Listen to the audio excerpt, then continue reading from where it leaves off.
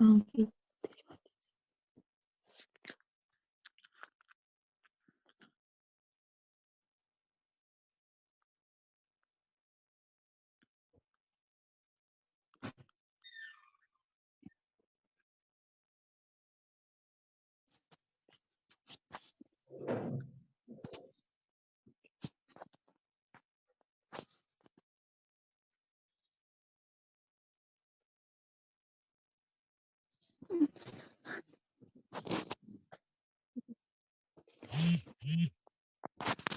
Estoy grabando. Buen día, señores estudiantes. Por favor, se les ruega deshabilitar su micrófono. Cuando la doctora haga preguntas o pida participación, habilitan, hacen su pregunta o responden y deshabilitan, por favor, para tener una mejor señal de audio. Gracias.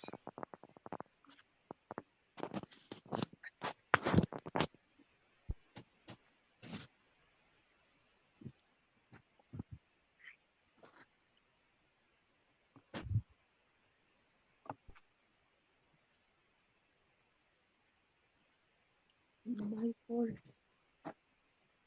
Aquí sale grabando. ¿Para qué puede grabar?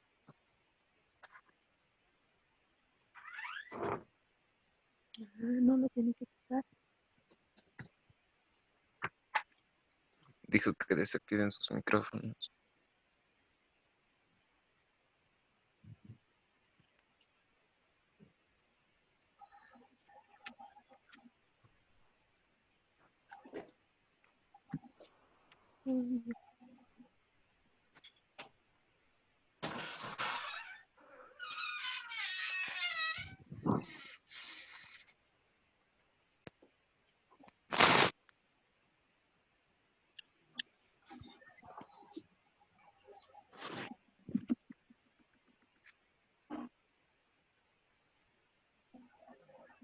Hola, chicos, buenos días.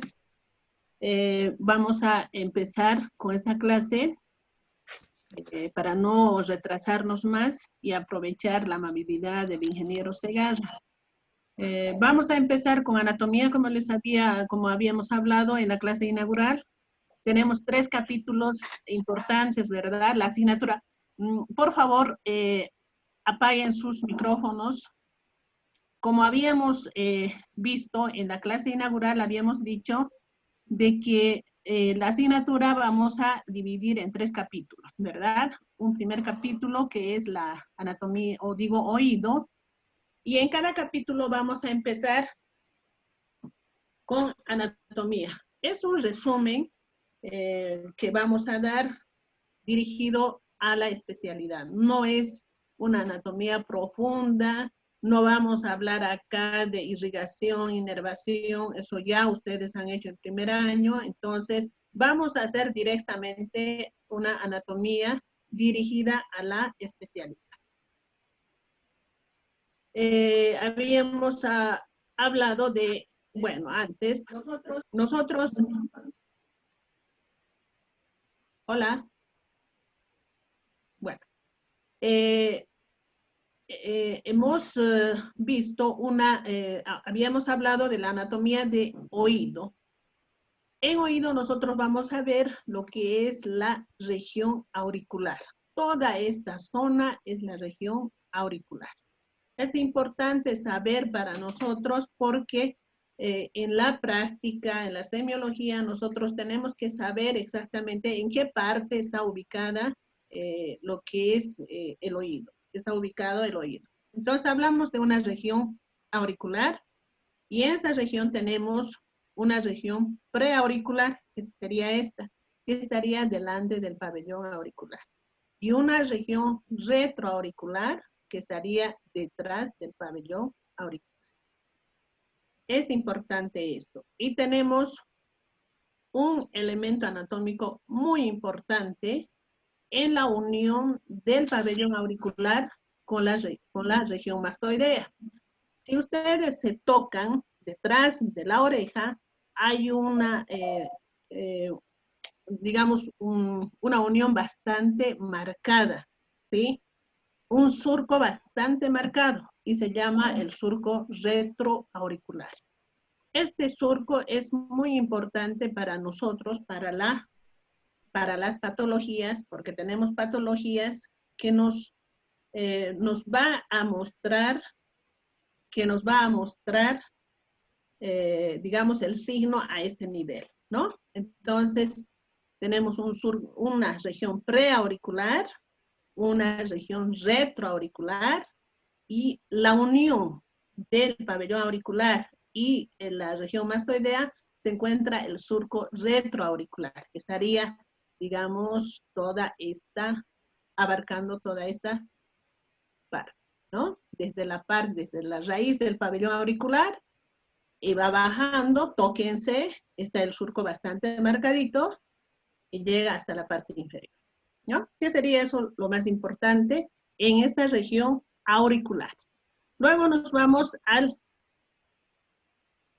vamos a hablar de que el oído anatómicamente está formado por dos porciones, que sería una porción periférica y una porción central.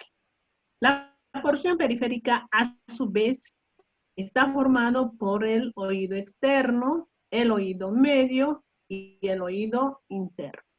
Y la porción central estaría formado por el nervio auditivo, los núcleos cocleares y vestibulares, las vías centrales auditivas, los campos auditivos de la primera y segunda circunvolución. Oído externo. El oído externo comprende el pabellón auricular y el conducto auditivo externo. Acá tenemos el pabellón auricular, ¿sí? Ya habíamos, hace un momento, ¿verdad? Habíamos dicho que acá está la región preauricular. Entonces, el pabellón auricular, como ven ustedes, esta es la piel que forra todo este pabellón auricular u oreja. Está también tapizada por la misma piel que continúa de la cara, ¿verdad? Es la misma piel la que está tapizando, forrando el pabellón auricular. El pabellón auricular anatómicamente está formado por un tejido fibrocartilaginoso. En pabellón nosotros no encontramos hueso, no tocamos hueso. Entonces está formado por un tejido fibrocartilaginoso. Y tenemos elementos anatómicos muy importantes y acá vamos a ver lo que es el hélix, ¿sí?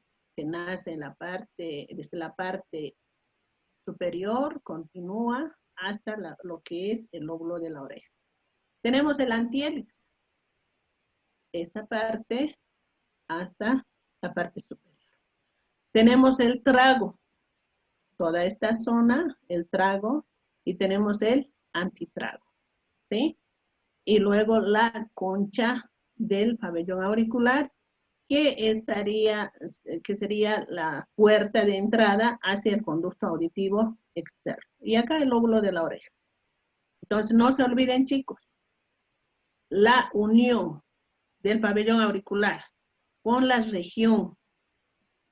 unión del pabellón auricular con la región mastoidea, tenemos un surco importante, el surco retroauricular.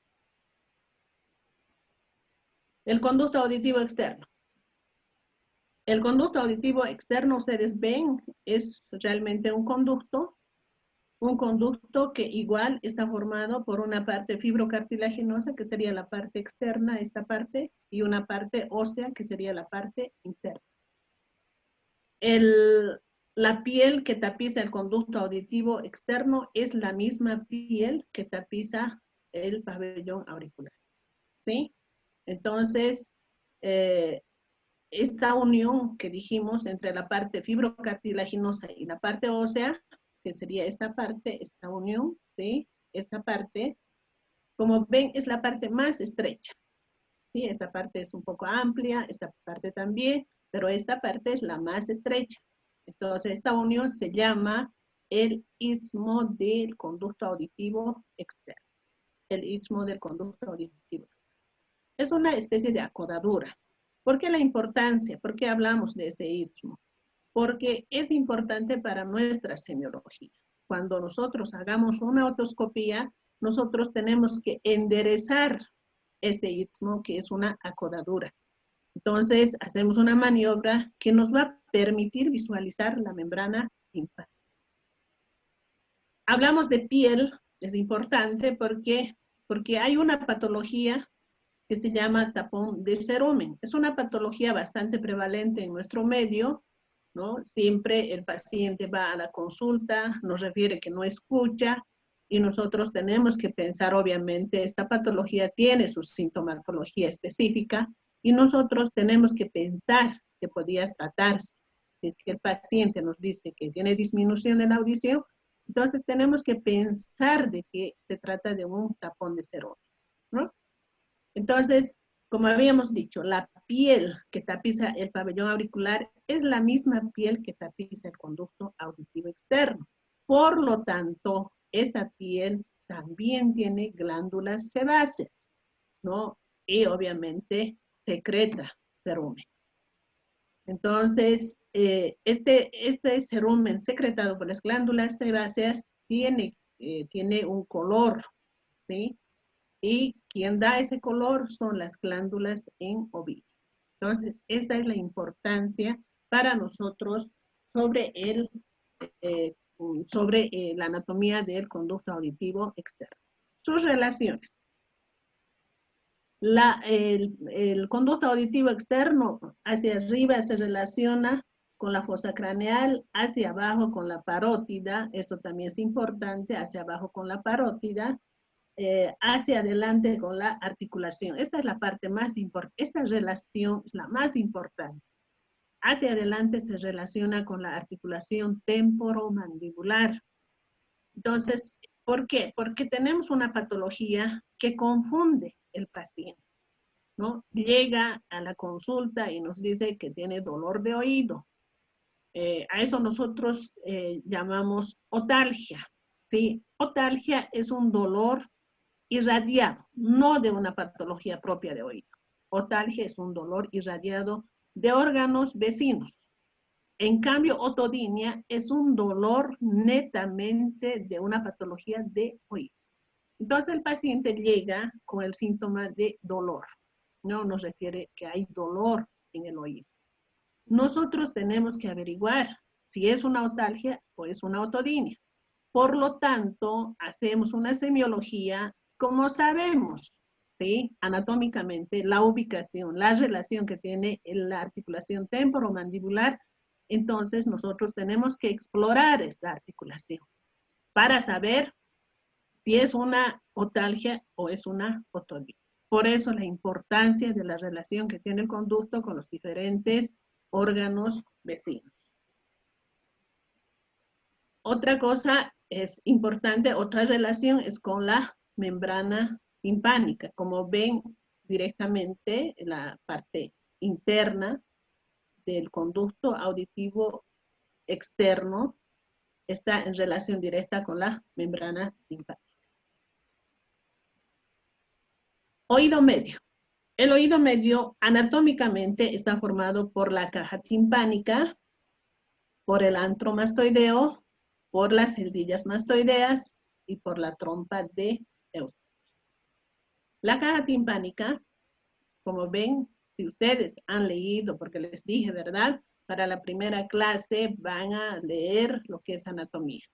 Entonces, la caja timpánica tiene la forma de un cubo. Y el cubo tiene 6 caras. Entonces, cada cara tiene el nombre según la relación con los diferentes órganos vecinos, ¿no? Entonces, tenemos la pared superior, que sería esta, pared superior o tegmen timpani. Tenemos la pared posterior, que sería esta, la pared posterior o mastoidea por su relación directa con la mastoides.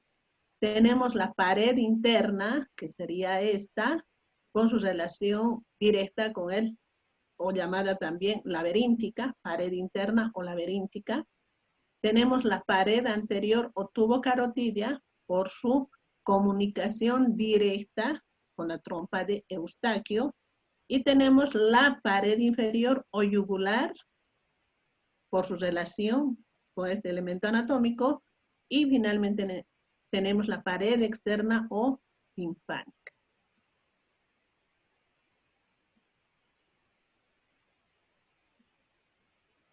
Bueno, haciendo una otoscopía, lo que nosotros vamos a ver directamente es la membrana timpánica, ¿verdad? Hacemos esa maniobra para alinear el conducto auditivo externo, ¿sí? Y vemos directamente la membrana timpánica. ¿Qué nos interesa en la membrana timpánica? Es importante que esta membrana tenga la característica normal. ¿Y cómo nosotros vamos a decir que esta membrana timpánica es normal? ¿Cómo nos vamos a dar cuenta que esta membrana timpánica es normal? Es importante el color. El color de la membrana timpánica es blanco nacarado. Blanco nacarado. Es una característica. Otra característica es que tiene que ser levemente abombado hacia el conducto auditivo externo. Otra característica, normal. Otra característica, que tiene que ser íntegra, ¿sí? Nosotros no tenemos que ver perforaciones, orificios en la membrana timpánica. Íntegra. O sea, la integridad es otra característica. Y otra característica, para saber si es normal o no, es el relieve del mango del martillo. ¿Sí? Como ven ustedes, los huesecillos de la caja timpánica están engarzados, especialmente el martillo está engarzado en la membrana timpánica. Por eso es que a la otoscopía nosotros vamos a visualizar este relieve del mango del martillo. Y otra característica importante es, si ven ustedes en esta parte inferior, hay una parte bien iluminada. Ese es el triángulo luminoso. Ahora, ¿cómo nosotros podemos buscar, haciendo una otoscopía, estos elementos anatómicos? Si ustedes ven, la membrana timpánica tiene la forma circular, ¿verdad? Es circular. Esta membrana timpánica está engarzada en una especie de escotadura llamada rodete de Herlach. Toda esta. Pero es hasta cierto lugar, hasta esta parte, más o menos, que tiene el rodete de Herlach. Esta membrana timpánica, anatómicamente, está formada por dos partes. Una parte superior que estaría en el techo de la caja timpánica y una parte inferior, la que se ve con el otoscopio. Esta parte superior se llama pars flácida, y esta parte inferior se llama pars tensa. La pars flácida, la que está en la parte superior, en el techo de la caja timpánica, no cuenta o simplemente cuenta con dos capas, una capa superficial y una capa interna o profunda.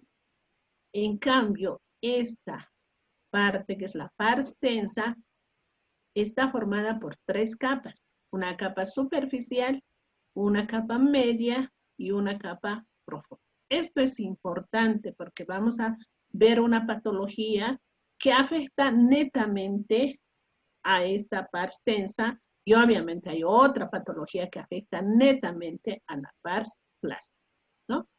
Entonces, como ven ustedes, este círculo que es la membrana timpánica, nosotros vamos a comparar con un reloj y decimos, la parte superior estaría, en esta parte superior estaría el horario de las 12.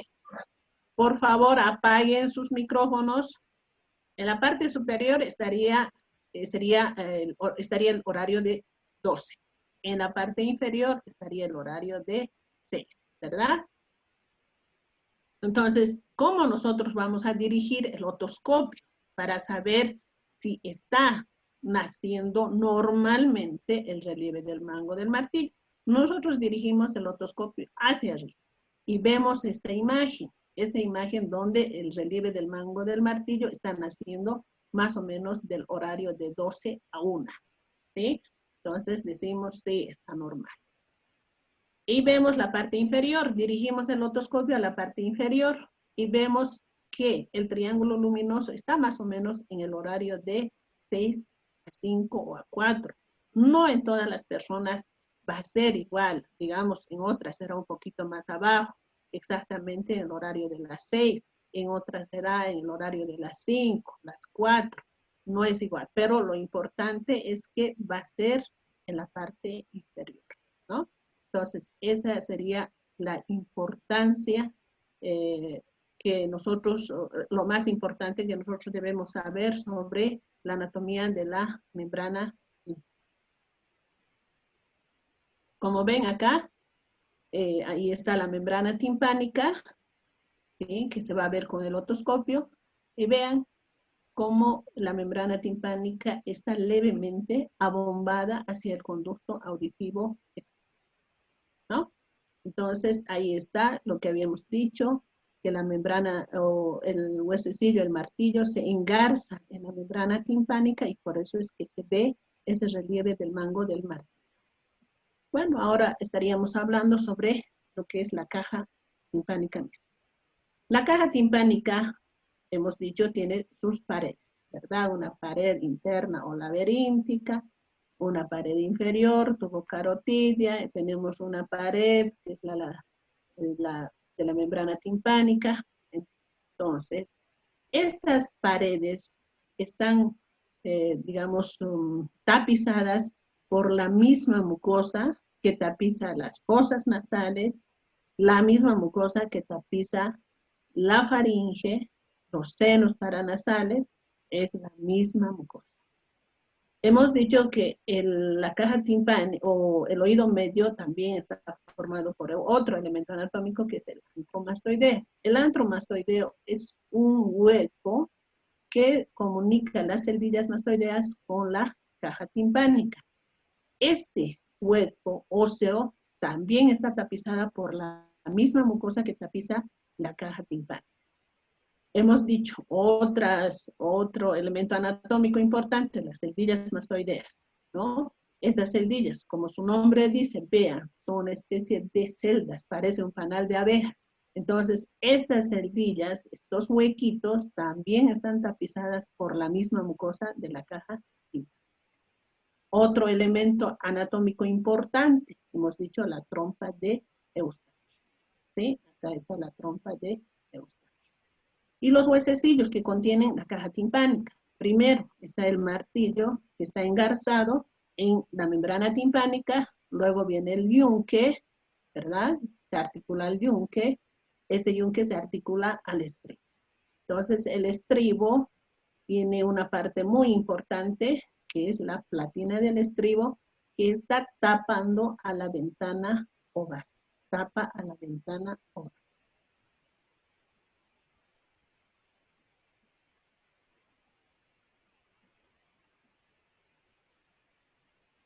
Bueno, si ustedes han leído un poquito de lo que es la anatomía, habla de neumatización, ¿sí? Neumatización de las celdillas mastoideas.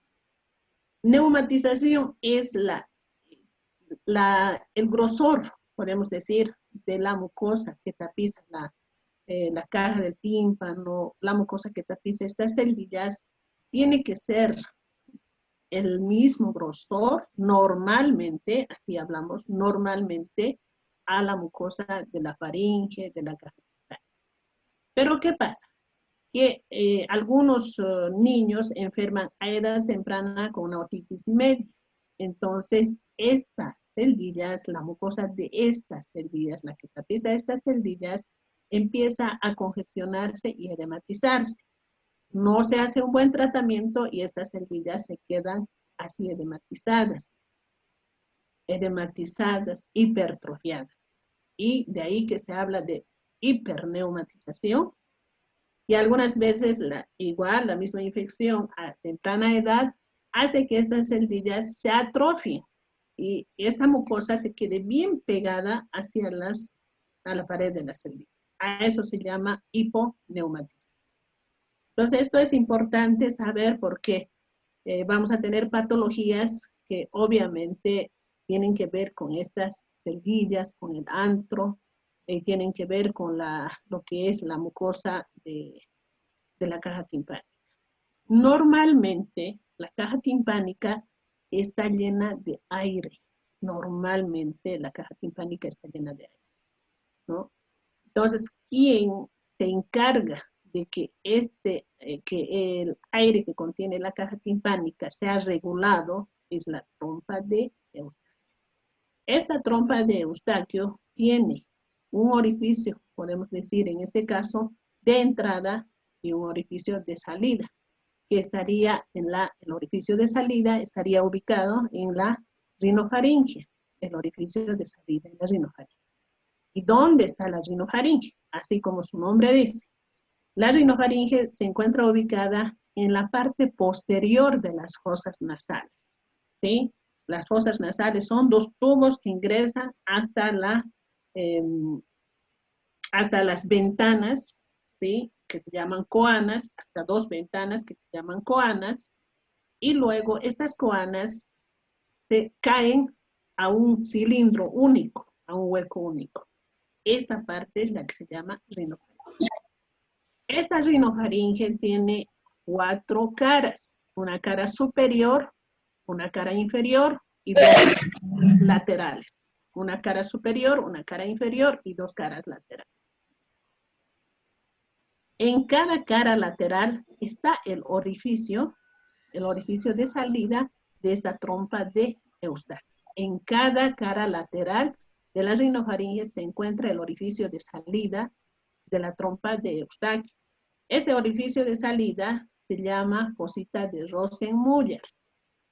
Fosita de Rosenmuller. Entonces tenemos 2 fositas de Rosenmuller para cada oído, uno izquierdo y uno derecho.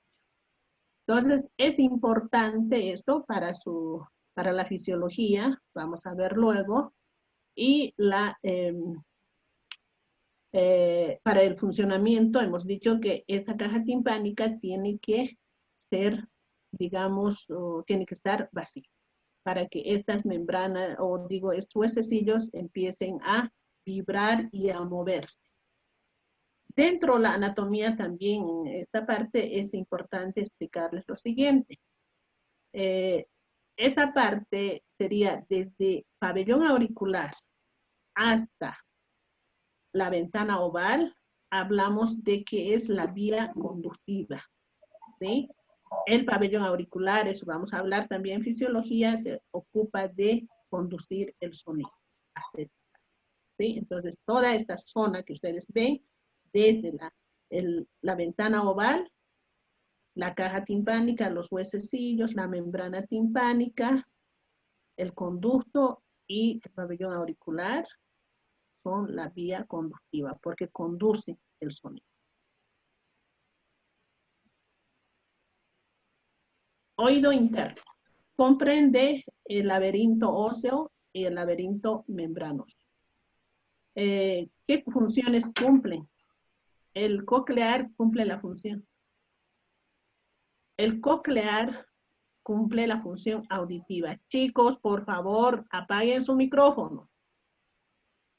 El coclear cumple la función auditiva y el vestibular cumple la función del equilibrio.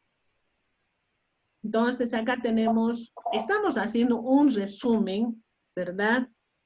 Un resumen de lo que es la anatomía del oído interno. No estamos profundizando, eso ustedes lo tienen que leer. Y eso está bien explicadito en el libro de Diamante, que es nuestro libro de base, de consultas, ¿verdad? Entonces, ustedes léanlo. El tiempo para esta disertación no nos da como para explicarles bien detalladamente. Entonces, partes del laberinto óseo tenemos el vestíbulo, los conductos semicirculares, el caracol o cóclea. Luego tenemos las rampas del caracol o cavidades, tenemos la rampa vestibular, la rampa timpánica y la rampa media. Esto es lo que a nosotros nos interesa, la rampa media o conducto coclear. Es en esta rampa media donde está ubicado el órgano de Corti, ¿no? Eso es lo más importante para nosotros. Hablamos de que el vestíbulo es la cavidad ósea central, ¿sí? Hay un vestíbulo membranoso, un vestíbulo óseo, aquí tenemos el utrículo, canal utricular, sáculo, canal sacular, todos estos forman el acueducto vestibular. Los conductos semicirculares, el horizontal, el superior, el posterior. Acá también les hice un esquemita donde se ve acá la platina del estribo que está tapando a la ventana oval, ¿no? Tenemos acá el sáculo, tenemos el utrículo, el conducto semicircular, tenemos la ventana redonda que está por debajo de la ventana oval, la rampa timpánica, la rampa vestibular, el conducto coclear, donde se encuentra el órgano de Corti, habíamos dicho que es lo más importante para nosotros, y el canal endolinfático, el saco endolinfático. Es un esquema que les dice. Bueno, ahora vamos a ver lo que es la fisiología de la audición. Al igual que todos los sistemas, el auditivo presenta un órgano periférico, lo que hemos hablado hace un momento, ¿verdad? Anatómicamente, cómo está formado el oído. Y hemos dicho por un órgano periférico que conduce, ¿verdad? El oído externo, más el oído externo, con sus elementos anatómicos, el pabellón auricular y el conducto auditivo externo. El oído medio, donde ahí está la membrana timpánica, los huesecillos. Entonces, estos son los que se ocupan de conducir el sonido. ¿Y quién va a transformar este sonido? El oído interno. Entonces, el órgano de Corti es el que se ocupa de transformar este sonido y luego ir en forma, digamos, hasta el cerebro con estímulos eléctricos. Tenemos un nervio que transporta esos estímulos. Estos estímulos van a ser, estos estímulos eléctricos van a ser transportados por los nervios, por las fibras nerviosas. Tenemos los núcleos, donde estas fibras nerviosas van a llegar como si fuera una estación de tren y van a continuar hasta la corteza cerebral. En la corteza cerebral, estos estímulos se hacen conscientes para la persona, para él. ¿Cómo, de qué forma más o menos cada parte de cada elemento anatómico del oído va a actuar? Es el oído externo. ¿Qué va a hacer? Permite que los sonidos lleguen con toda su intensidad a la membrana timpánica. O sea, del exterior viene un bocinazo, por ahí de sus bulbos, ¿verdad? Viene un bocinazo, un sonido bastante fuerte, es captado por el pabellón auricular. El pabellón va a conducir hacia el conducto auditivo externo. El conducto auditivo externo va a conducir a la membrana timpánica. Y la membrana timpánica va a recibir este sonido. Pero este sonido no va a entrar tal y cual está viniendo del exterior, sino que esta membrana timpánica se va a ocupar de qué? De reducir esta intensidad. Entonces, ¿qué va a hacer? Con la vibración que debe tener esta membrana timpánica, va a hacer que este sonido se reduzca y llegue al huesecillo, a la caja timpánica. El primer hueso que está engarzado en la membrana timpánica es el margen. Entonces, ya equilibrado este sonido, reducido, va a llegar hacia el huesecillo. El huesecillo va a vibrar y va a pasar esa vibración al otro huesecillo. Y así va a llegar hasta la platina del estribo. La platina del estribo compara ¿sí? Muchos autores comparan con un pistón y dicen que esta platina del estribo se va a mover como un pistón. Se va a levantar y va a cerrar, se va a levantar y va a cerrar a la membrana o a la ventana oval, ¿no? Entonces, por lo tanto, tiene que ser bien regulado el sonido que ingrese hacia la caja timpánica y bien regulado este sonido para no provocar un trauma a nivel de de la ventana oval. Que este sonido directamente después de la ventana oval, este sonido está ingresando al órgano de Corti. El oído medio. La membrana timpánica junto con los 3 huesecillos del oído constituyen el sistema tímpano-osticular que desempeña la función de transmisión o conducción del sonido.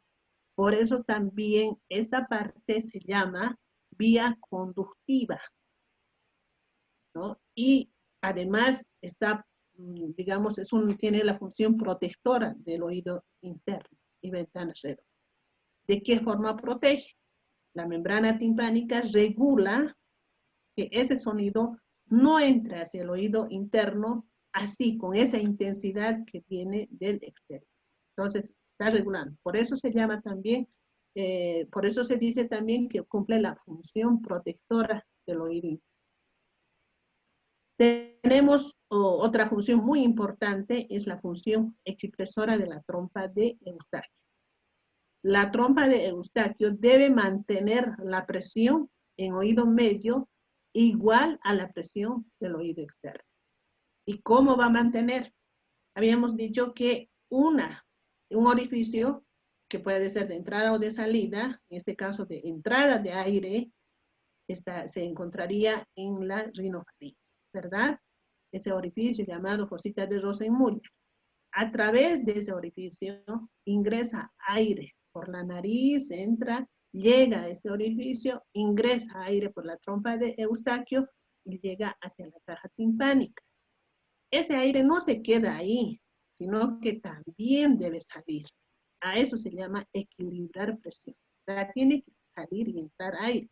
Por lo tanto, la trompa de Eustaquio tiene que estar libre para que permita este equilibrio de presiones. El oído interno transforma la onda viajera, que es la energía hidráulica.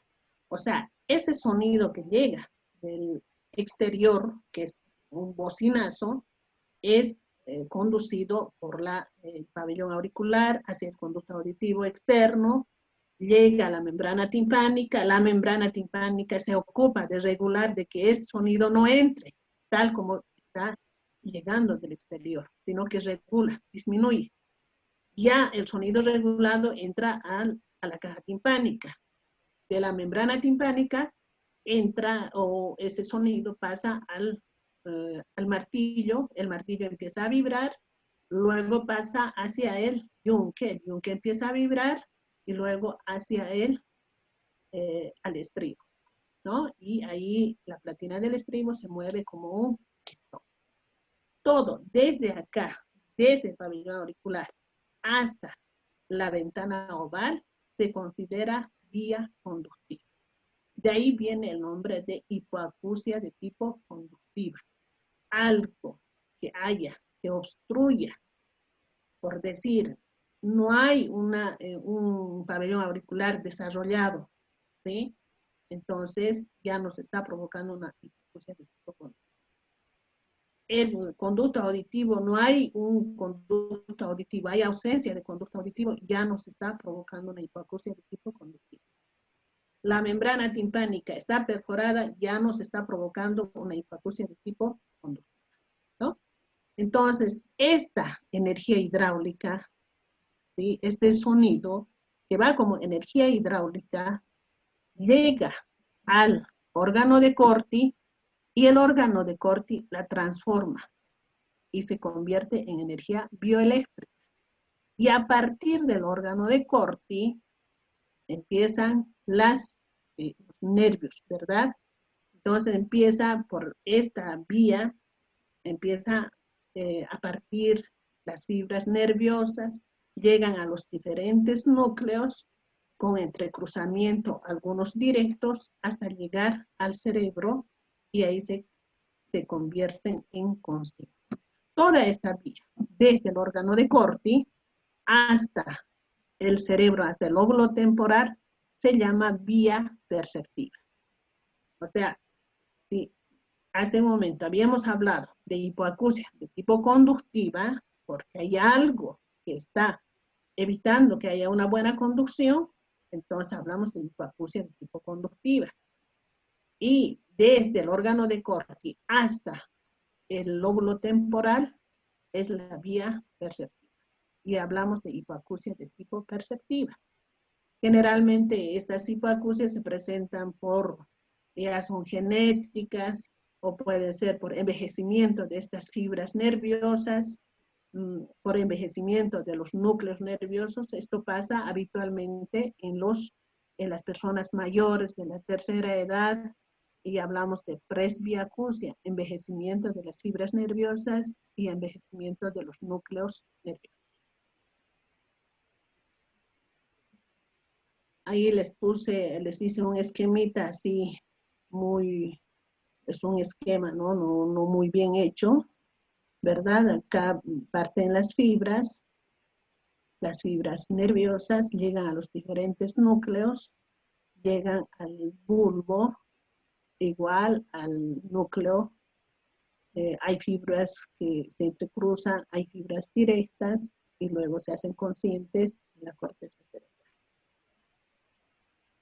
Fisiología del equilibrio. Esta fisiología del equilibrio ustedes lo van a ver mejor explicado con seguridad en neurología. Hablamos de un equilibrio estático y un equilibrio cinético, donde interviene el cerebelo. Por eso les digo, lo van a ver mejor en neurología.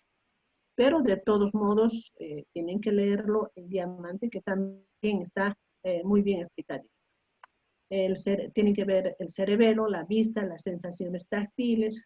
Lo más importante en esto, la participación más importante es el cutriclo, que tiene una función primordial en el equilibrio estático, por acción sobre los músculos extensores, los flexores, los pronadores y los supinadores. Acá también hablamos un poco del equilibrio cinético, interviene en el vestíbulo y los conductos semicirculares, los desplazamientos de la endolinfa excitan la cresta de la ampolla semicircular y esto es transmitido. Es un poquito árido esta parte, pero léanlo en Diamante. Igual les dice acá un esquemita cómo va a partir del laberinto, ¿no? Estas fibras nerviosas van subiendo por los diferentes núcleos. Acá hay entrecruzamiento de fibras, ¿no? Que llegan hasta el núcleo del techo, hasta el cerebelo. Esto lo van a ver muy bien y bien detenidamente en neurología. Luego llega a los núcleos motores craneales y de ahí vuelve, ¿verdad? Vuelven los fascículos nerviosos hacia la médula y para las diferentes órdenes que da.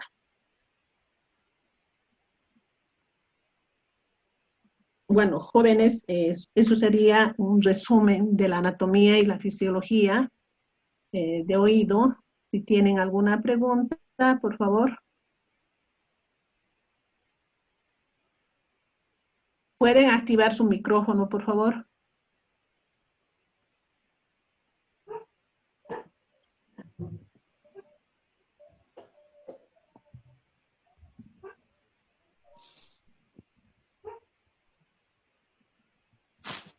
Preguntas, chicos. ¿Alguna aclaración?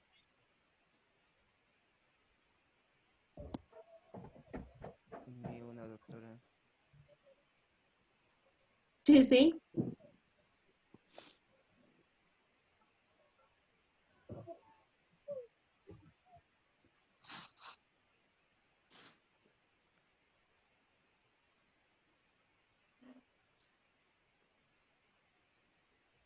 ¿Alguna aclaración? Preguntas, chicos.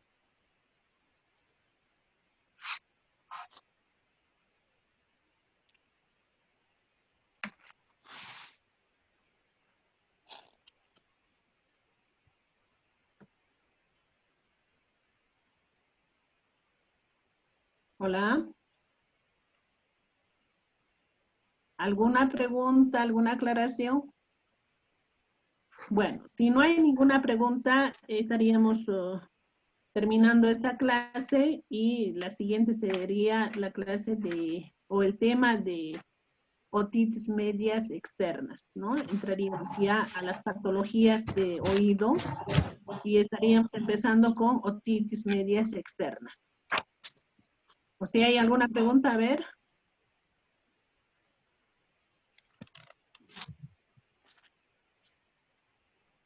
Chicos, me lo están rayando las diapositivas, por favor, ¿no? Yo creo que tenemos que comportarnos, no somos niños de colegio, no estemos jugando con eso.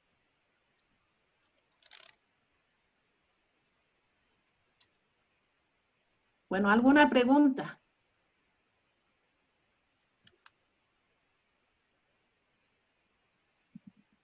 Bueno, si no hay ninguna pregunta, ninguna aclaración, entonces nos vemos la próxima clase y es importante recomendarles, ¿no? En todo en toda la asignatura que vayamos avanzando, ustedes tienen que leer previamente, porque de lo contrario no van a entender absolutamente nada. Entonces, yo les estoy adelantando el tema que va a seguir, ya entramos a patologías y las patologías de oído externo. Ya pueden hacer un pequeño repaso, una lecturita como para que ustedes entiendan de lo que estamos hablando, chicos. Entonces nos estaríamos viendo la próxima semana, que igual va a ser en el mismo horario, nuestro horario, que sería sábado de 8 a 9, de 9 a 10 con el curso con cuarto A. Entonces, chicos, bueno, que la pasen, que tengan una buena jornada y buenos días.